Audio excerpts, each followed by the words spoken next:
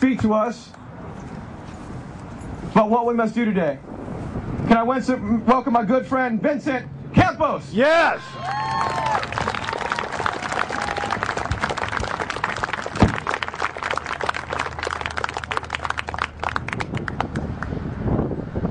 What a beautiful day to be up here standing up for our constitutional republic against enemies, foreign and domestic. And I gotta tell you, I am a Republican. I'm a Republican because by the defined term, a Republican is somebody who supports and advocates a republic. And as Thomas Jefferson said in his first inaugural address, we are all Republicans, we are all Federalists.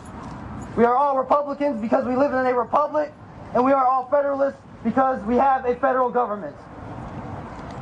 Now, I'm not here to speak on a direct opposition of the Federal Reserve today. It's already well known that the Federal Reserve is a privately owned entity and that the federal income tax and 16th Amendment is an unconstitutional act. I am here to speak and make an address on the future of this movement and revolution. I can testify for myself and for a countless amount of others that throughout the last 18 months, I've met and I've made friends throughout this state and throughout this country.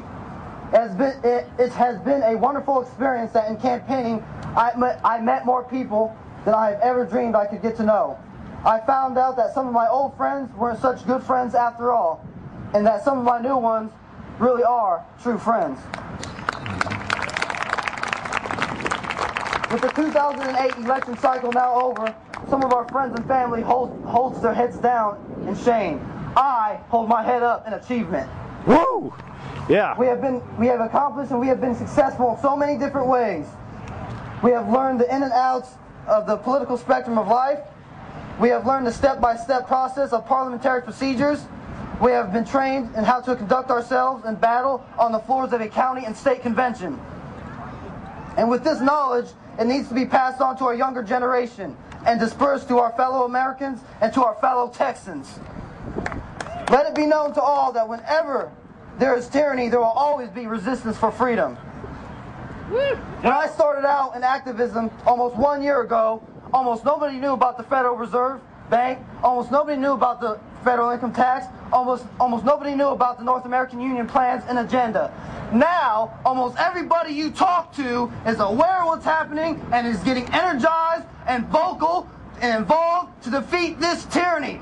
I thank God that I was born in this time and that I'm alive to fight this tyranny and be a part of one of the most important periods in human history. Make no mistake, we are making history here today.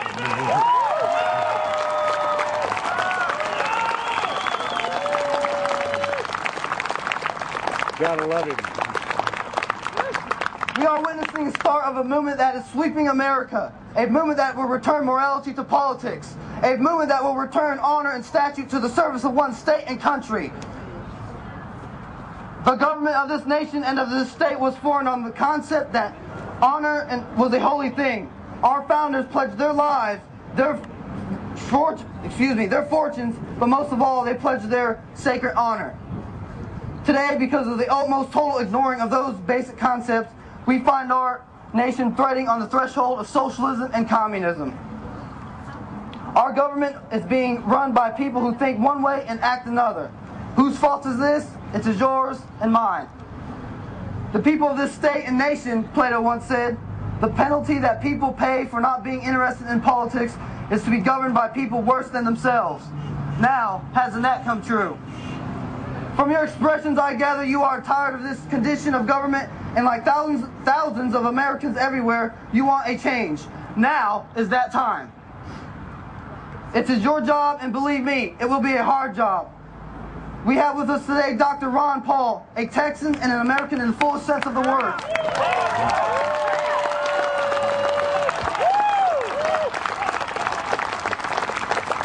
Who is our 14th District Congressman. But the mayor we have good Republican and we have good Republican men and women all throughout this state who will serve us in the halls of government, state and federal. But the mayor wishing does not make it so. You must do what Republicans have forgotten how to do up to this year. You must work at precinct levels like you have never worked before. There are doorbells to be pushed, and there are people to be talked to. The neocons, the right-wing Christians, and the leftist Democrats have not stayed in power through the excellence of their candidates, but through the excellence of their organization. Quit being ashamed of being a Republican.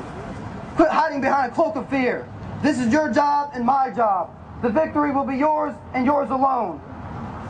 And with the assurance of honor in politics and the start of a return all over this country to the American way of life.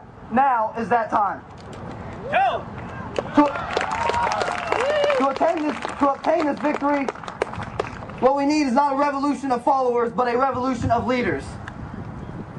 Every person in this movement can be a leader, whether it's becoming a precinct chair, a county chair, or even running for state chairman, or running for state delegate, or national delegate, or running for office, state, federal, or local. You can start your own meetup group, or become an organizer, or an assistant organizer. And if not that, you can organize and assist in events and projects in your local area. Think of the sacrifice that is being made today as we speak. Our sons, our daughters, our brothers and sisters in harm's way in Afghanistan and Iraq, making the ultimate sacrifice for an unjust cause war.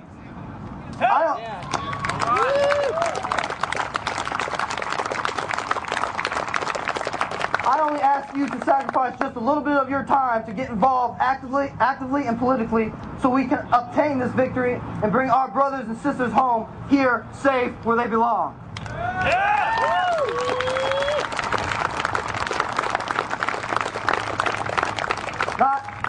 I assume that most of the audience is made up of a majority of Republicans.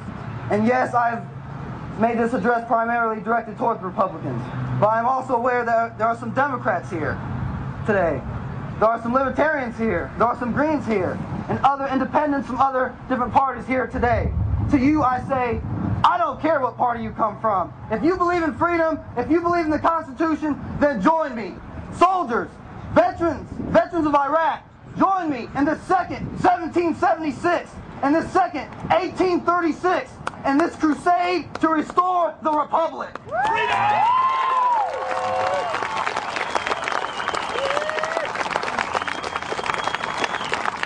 We are never going to give up. We are never going to surrender. In the spirit of 1776 and in the spirit of the Alamo, all Americans, black, white, Hispanic, old, young, stand for the sovereignty of Texas and the United States. And George W. Bush and Rick Perry and Vicente Fox and Barack Obama, who want to take away our sovereignty, who want to take away our freedoms, who want to take away our borders, will stand before the American and Texas revolutionaries, and we will say to them, in the words of Colonel Travis, victory or death. And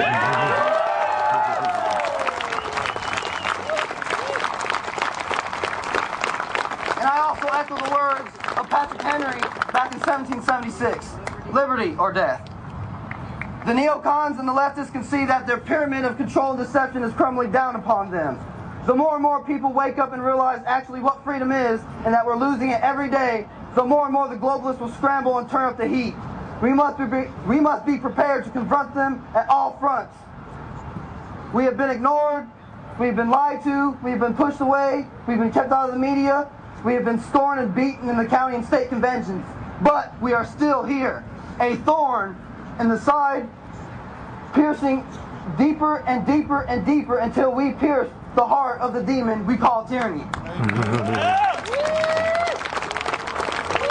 And because of this, they see this, and that's why they're trying to make you feel like you're alone, like you don't have value, like you can't affect change. Let me tell you something. Each and every one of you has incredible power, and you can effect change. I would like to finish by reading the last paragraph of the second chapter of The Conscience of the Conservative by Barry Goldwater. The turn will come when we entrust the conduct of our affairs to men who understand that their first duty as public officials is to divest themselves of the power they have been given. It will come when Americans in hundreds of communities throughout the nation decide to put the man in office who is pledged to enforce the Constitution and restore the Republic, who will proclaim in a campaign speech, I have little interest in streamlining government or in making it more efficient, for I mean to reduce its size. I do not undertake to promote welfare, for I propose to extend freedom. My aim is not to pass laws, but to repeal them. It is not to inaugurate new programs, but to cancel old ones that do violence to the Constitution, or that have failed in their purpose, or that impose on the people an unwarranted financial burden. I will not attempt to discover whether legislation is needed before I have first determined whether it is constitutionally permissible. And if I should later be attacked for neglecting my constituents' interests, I will reply that their main interest was liberty, and that in that cause I was doing the very best I can. Thank you for listening to me. Thank you for being here today. And remember, extremism in the defense of liberty is no vice. Thank you. Vincent Campos.